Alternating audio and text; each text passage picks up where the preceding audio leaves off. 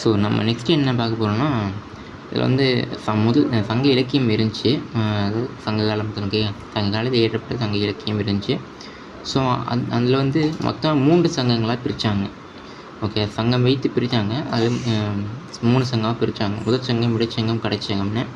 So இந்த 3 சங்கங்களும் ஒரு இடத்துல இருந்து இயற்றப்பட்டது. ஒன்று என்னது கரெக்டாக பேச எனக்கு தெரியல.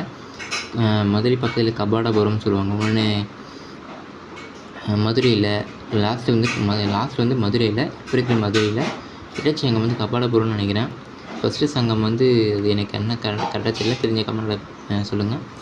ஸோ இந்த முதல் சங்கத்தில் வந்து இயற்றப்பட்டது பார்த்திங்கன்னா அகத்தியம்னு ஒரு இலக்கியம். அடுத்து பார்த்திங்கன்னா இடைச்சங்கத்தில் இயற்றப்பட்டது பார்த்திங்கன்னா தொல்காப்பியம். தென் கடைச்சங்கத்தில் இயற்றப்பட்டது பார்த்திங்கன்னா 17 மேற்கணக்கு நூல்கள் பார்த்திங்கன்னா நம்ம 10 பாட்டும் 8 தொகை அது சேர்த்து தான் நம்ம 17 மேற்கணக்கு நூல்கள்னு சொல்லுவோம்.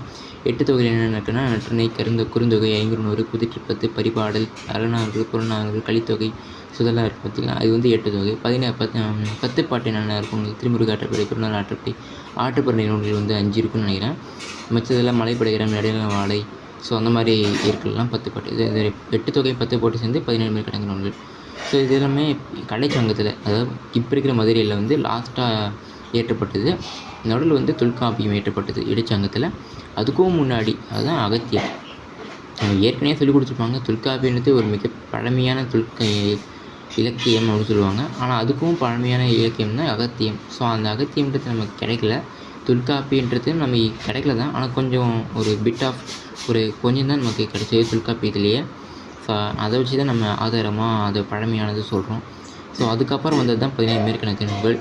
ஸோ அதுக்கப்புறம் வந்து சங்கம் வந்து மறுவீடுத்து, அதாவது கிபி 3ஆம் நூற்றாண்டுக்கு மேலே வந்தது தான் 17 கீழ்கணக்கு நூல்கள். அதான் திருக்குறள், நாலடியார், ஸோ அதெல்லாம் சொல்லுவாங்கல்ல, அந்த அதெல்லாம் நம்ம என்ன சொல்லணும்னா 17 கீழ்கணக்கு நூல்கள் அப்படின்னு சொல்லுவோம். ஓகேங்களா? ஸோ இதுதான். ஸோ இந்த மாதிரி உங்களுக்கான ஒரு பேசிக்ஸ்லாம் உங்களுக்கு தேவைன்னா உங்களுக்கு வந்து நம்ம சேனல் வந்து சப்ஸ்கிரைப் பண்ணுங்கள். ஸோ நீங்கள் பண்ணுற சப்ஸ்கிரைப் அண்ட் லைக்ஸ் என்னுடைய அடுத்தடுத்து வீடியோ பண்ணுறதுக்கு என்னை மோட்டிவேட் பண்ணணும். ஓகேங்களா? தேங்க்யூ.